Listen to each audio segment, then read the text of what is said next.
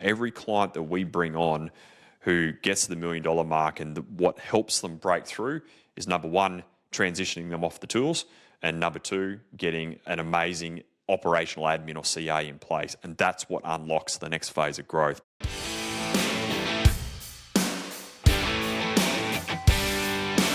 G'day everyone, Rob Cropper, Dan Stones here from Pravar Group, and welcome back to another episode of the Trade Den.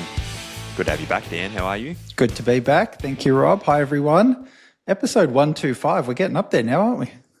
We are. Pretty great. cool. I love it. It is very cool. All right. Yeah, today we're going to be talking about something that's really, really cool. And the reason why, if we start there, why most tradies don't hire an admin or they resist hiring an admin isn't because they can't see the value in it. Intellectually, it makes sense. But the resistance comes because their heads are way too full with all of the reasons why it won't work. All these sort of questions floating around, like, what work should they do? Surely it's a waste of money. If I can do it myself, why wouldn't I?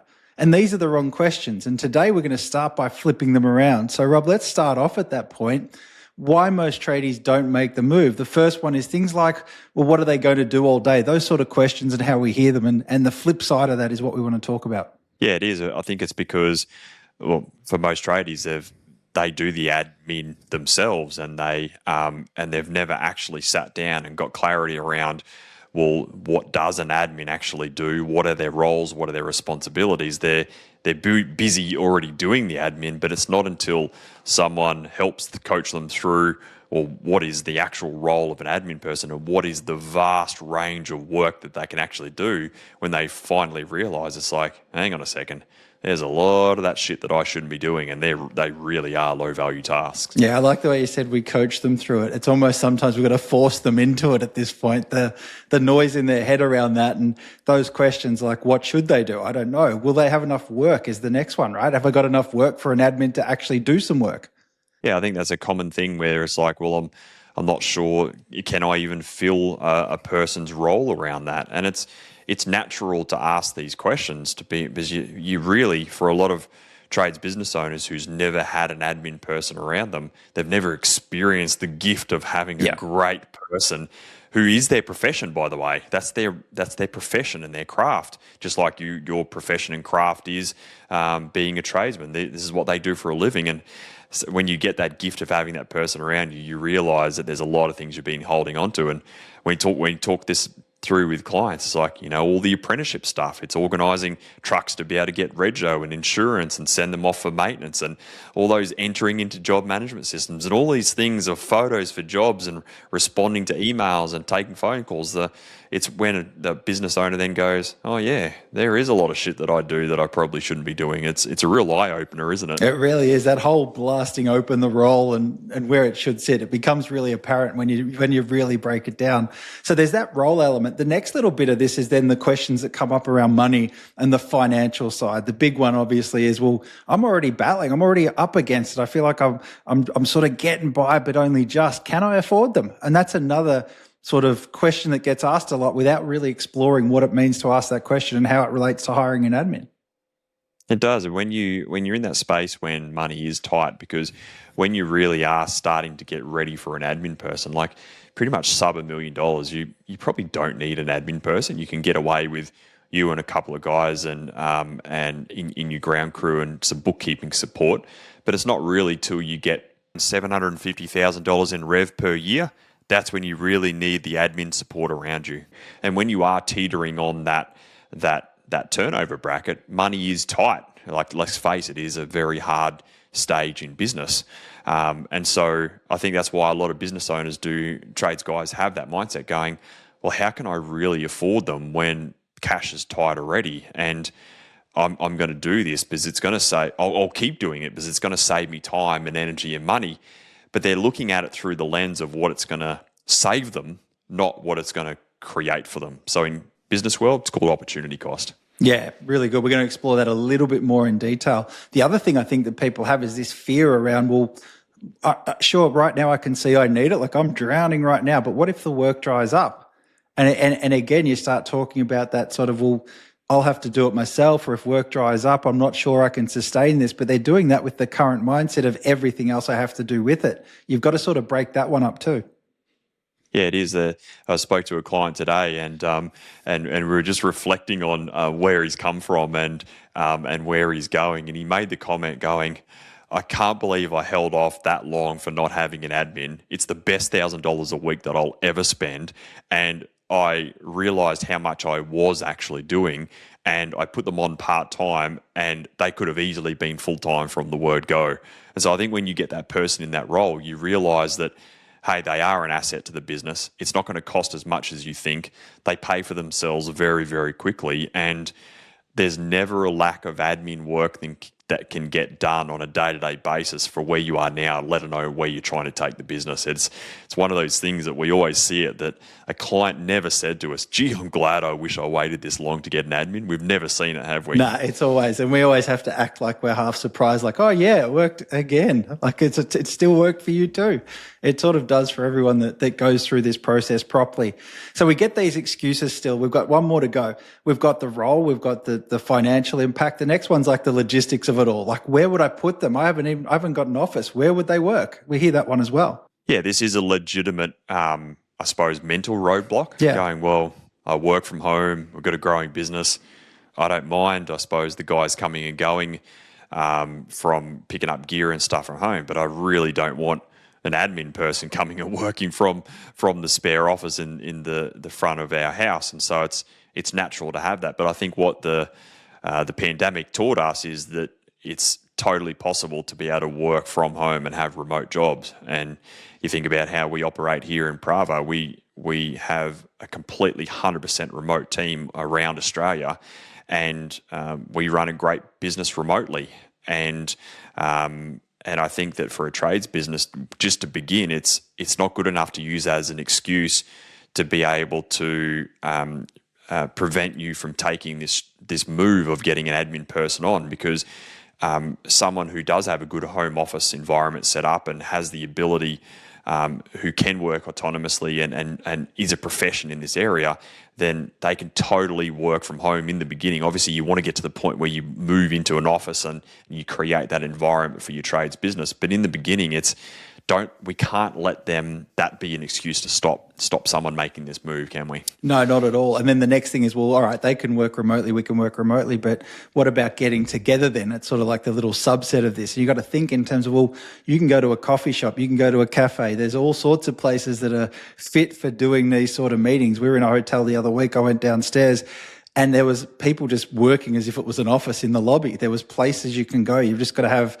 a little bit of forethought, a little bit of planning, find your spot. But there's plenty of them that are suitable for conducting like a little one-on-one business meeting, coffee chat, whatever it is that you have where you catch up with your admin who's otherwise remote. Yeah, it's funny.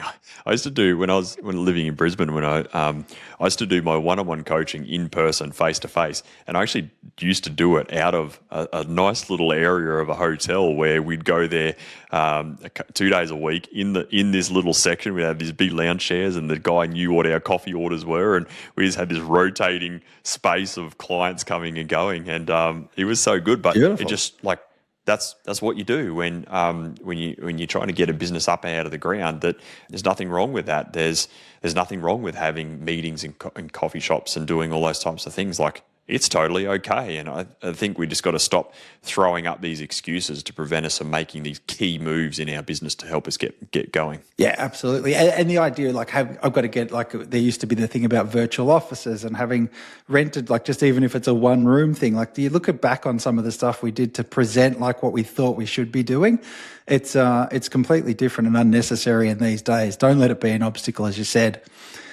So let's look at then the next thing. So we've talked about why you don't make the move, called out some of that stuff and flipped the questions. Let's look at why you should do this and why are we such big advocates of it? And this is going to center around probably 3 reasons. We'll break them down for you, but we talk in terms of low cost, low risk, and high return. So let's start off, Rob, with the first one, low cost, and why we recommend that on that basis. When I speak to trades guys who are trying to grow their business, naturally they think the first thing that they've got to do is a big play that they've got to make is to get themselves off the tools, obviously, to get themselves in the office. But they're pretty quick to be able to think, well, I've got to get estimation support, or I've got to get a supervisor or a project manager. And they are the right moves, but they're the wrong time before you've got admin in place. And so what admin is it's a low cost, low risk move where you have the ability to be able to hire this person in a part-time capacity. And it's a low cost move because you're not spending 50, 60 or more dollars an hour on an estimator or a project manager. You're literally spending $30 to $35 an hour. So if you think about it from an admin, you could get someone in who works 20 hours a week on $35 an hour to get a really good admin person. That's $700 a week plus super. That is the cheapest resource which will have the most amount of impact to get all those low value tasks off your plate. And you just got to think, what could you do with those 20 hours if you're able to buy them back for $700 plus super? Like, it's a very low cost, low risk type of exchange to be able to buy back that time. Yeah, and I think where guys make the wrong step is they start to think, well, if I'm going to not be there, I've got to get someone in to replace me. But you're not going in for a like for like. And we had this a long time ago where the big thing was, well, I want to get as soon as I can someone in to run ops or someone to be my GM, because that's sort of, then I can step away because someone can do all the stuff I'm doing. But as long as you're doing all those low value tasks or LVTs that we talk about, you don't need more of that. You're already wasting enough money with you doing it. You don't want to replace you with a like for like and then just transfer the problem to someone else and double up on your overheads. Yeah, correct. This is about understanding the value of your time. Like, you've got to really understand the value of your time. And when you're trying to build a 1.5, 2, 3, $5 million business, you cannot be stuck doing low value tasks on site that your apprentice or a labourer or your tradesman are doing.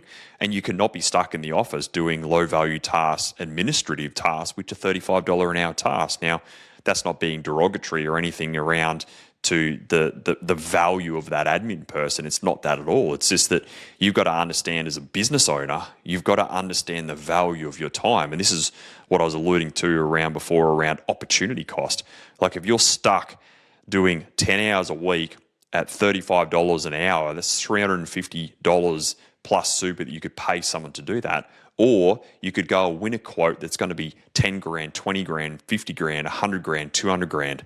And so I know I joke about it when I talk to a client for the first time, but I often say, I'm like, mate, you are often the most expensive admin person that I've met. And that's not being, again, it's not being derogatory. It's just like, mate, you are spending time on things that you shouldn't at the expense of the things that you should, when you could hire someone who loves that role and is very, very good at it. Yeah, really, really clear example of that. What about the last little piece I want to talk about here is the low risk and the flexibility side of this. It's the low risk is sort of, when we talk about that, is around the fact is that it's not like it's a hire you make once, you invest all this time, you can't find more people. There are a lot of admins out there, and a lot of those admins that we talk about are looking for flexible work as well. And you can afford to be flexible because you don't necessarily have to start with someone who's loaded up full time when you start to begin with. Definitely. And the admin function is, you got to remember, an administrative role is a career path for someone. And even though you may not love it, someone else does love it. And again, without sounding sexist, it's going to be that it might be that you've got someone who's looking for part-time work. It could be a mum who loves admin work. That's their career. It's what they've chosen to do in the office environment. And they might have a young family and they want to be able to be there for drop-offs and be available to start from 9:30 and then finish at 2:30 or 3 o'clock because they want to go and do pickups. But they're very organised. They've come from the industry. They're great around technology, and they understand how the trade sector works. But they've got the responsibilities of a young family, and so to begin with, it's actually lower cost because you can get someone part time and the hourly rate, and it's lower risk because there's more administrative people out there in the marketplace, and it's lower risk if they don't work out. Then you just go back to the market and rehire again without having too much impact on the business or on the customer base or whatever it is. Yeah, when you start to talk about that, once people get into this and they do it, it's like it makes perfect sense. Why did I wait so long? If I could stress anything, my wife, Carly, she's a career administrator that you're talking about, and it's her career, her passion, her absolute desire to be the best administrator she can. And what would turn into things like you hear her work work and you watch what she does and you're like, I could not think of anything worse. But she absolutely prides herself on being at the top of her game in that sense, to be as effective as she can for the business she's working for. So these people that have that passion, that are looking to either re-enter a workforce, like you said, or work around school hours, it's the best of all worlds. So just have that idea that these people, it's not like the thing, you might hate admin. You might sit there going, who would want to do this job? Those people exist and they're worth their weight in gold if you find someone who is career admin minded, because for them it is absolutely what they're driven to do well. Yeah, they're an organised person. They love organisation in the office environment, and they love answering phone calls. They love sending emails and communication pieces. They're happy to deal with apprenticeship boards. They love getting into the schedule and communicating with the guys and getting photos and sending out messages and talking to customers. Like, that's the role of a really good operational admin or a CA type of role, depending on what industry you're in, if you're more in the commercial or construction space. But that's a really important profession in itself. And you're right. I think it's shifting that mindset, going, oh, well, fucking, I wouldn't want to do it. I'd hate to do that. Why would someone else? But there's plenty of people who absolutely love to do it. And to be honest, it's actually easier at the moment to hire an admin person than it is to hire a tradesperson. Yeah, and you'd be amazed. You can get almost the same level of effectiveness. When you actually make this move, what gets unlocked when someone else owns the admin is almost more valuable, in a sense, in so many ways, than just bringing on more ground crew and more arms and legs on site. It has that benefit. So I don't know if you want to talk to what gets unlocked, but just maybe talk about that for a bit, because I'm sure it's another thing that people take for granted or they just don't know. Yeah, I use Chris, for example, who runs Sydney Metro Decking, but up in the Shire. Great example, because he's probably maybe 3 or 4 months post getting an admin person in, and it has just completely changed his world, where he was that typical tradie, working nights, working weekends, working 60, 70, 80 hours a week, and he had hit capacity. And therefore, because he'd hit the capacity, the business started to plateau and the business had hit capacity. It wasn't a market problem. It was a business owner problem. And so for him, he's like, oh, I get it. I can now see it. He went out to market, got a really good admin person, started them part-time, and before long, they're going to be moving to full-time. But what it did is he reclaimed his nights. He reclaimed his weekends, because all that shit that he was doing at night time, which was not best use of his time, to all the things he was pushing out towards the end of the day that weren't getting done during the day, were now getting done by someone who was 100 times faster than he was. So what used to take him 5 hours takes someone 1 or 2 hours. And so all of a sudden things were more efficient, more effective. He was more productive because it freed up time for him to do what mattered. And things were just way more organised in the operational level. And then all of a sudden, bang, the business is now taking off, because he's actually got the headspace and the free time to actually work on the business and the things that matter, rather than getting bogged down in the shit that really just slows him down. Is not best use of his time. Yeah, and again, the impact of that is a game changer. It really is for guys, and it happens over and over again. Let's talk a little bit about how to approach it then. So hopefully we've made the case for it makes sense to do this, but how we approach this, and I think where to start is, we talk about 3 things again here, but skill, maturity, and experience. But I want to start off just going on that value sort of chain a little bit more. Like, given the relative low cost of the role, this is not a time to sort of skimp on cost or try and do it on the cheap just so you've got someone who can look at your emails. It's way more at stake here. That skill, maturity, and experience, and the relative cost. Let's start there.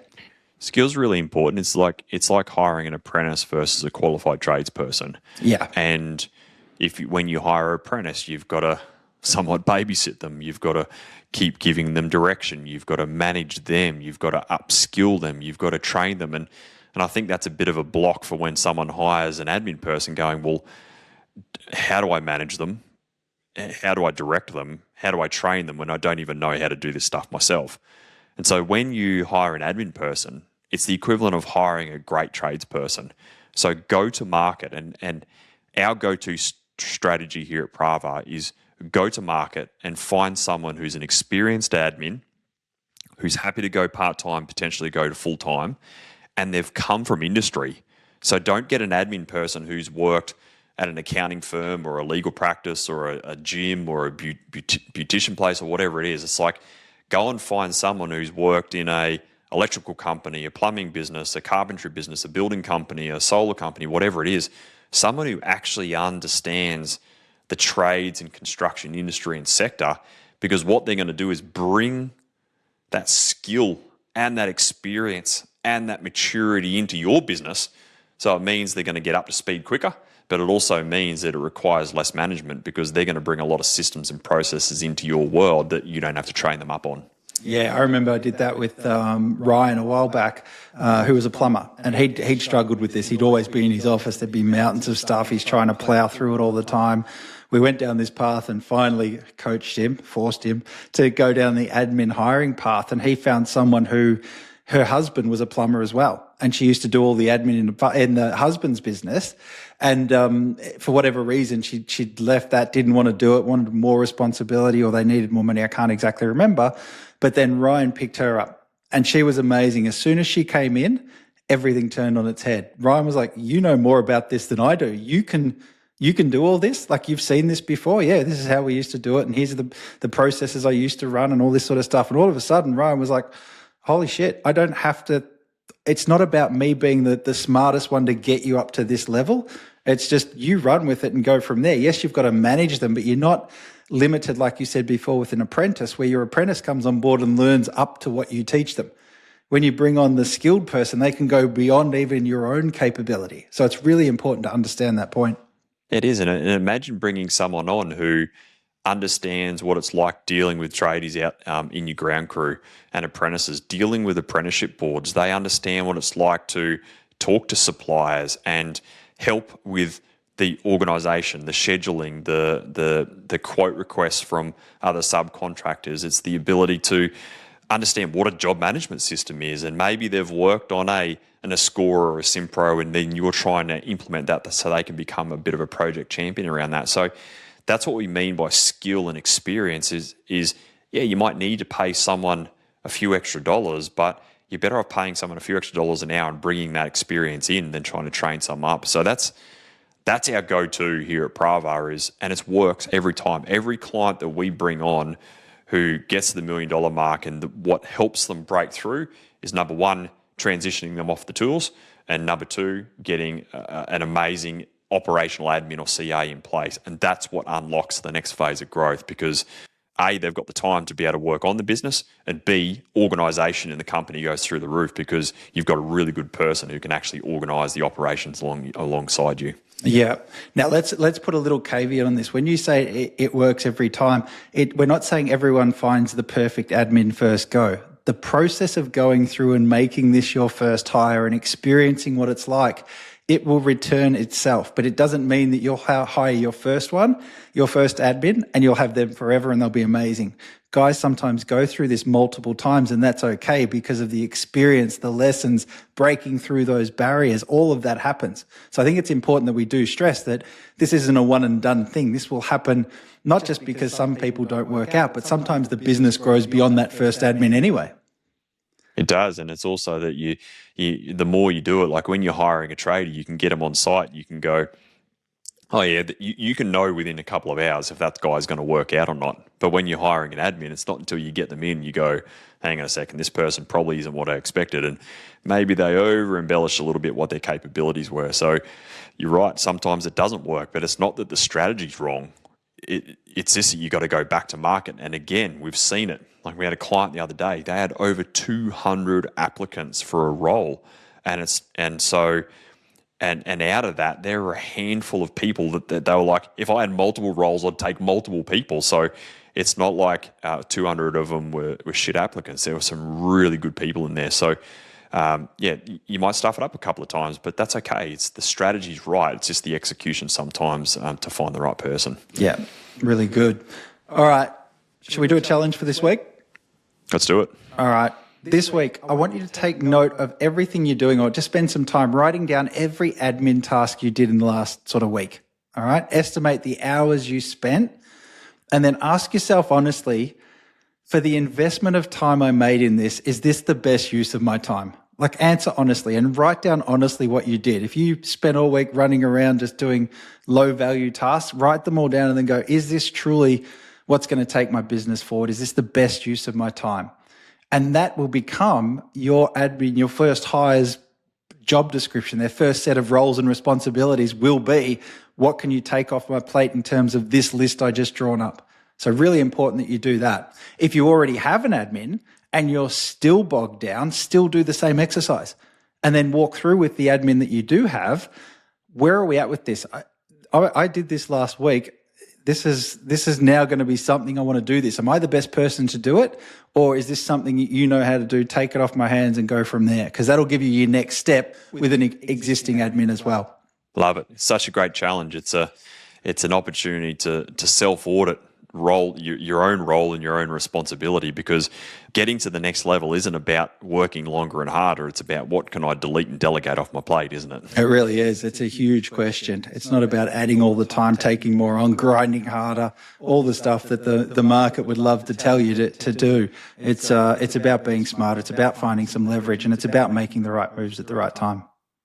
Yeah, really, really good. If you're in that position where you know that you are feeling like you're working longer and harder, and business is becoming more of a grind, and you would love to be able to build that leverage in your world, then jump across to strategysession.com.au, fill out the application form and book in a time that does suit you on a discovery call. And let's talk a bit about your structure and your role, and who we can leverage in around you to be able to help take your business and life to the next level.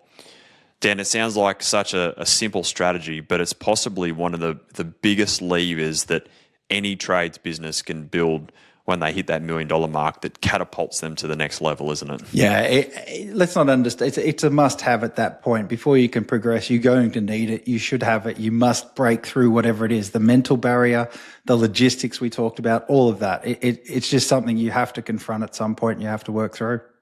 Hope you've enjoyed today's episode, and looking forward to coming back to you with another episode here on The Trade Den very shortly. Until then, take care.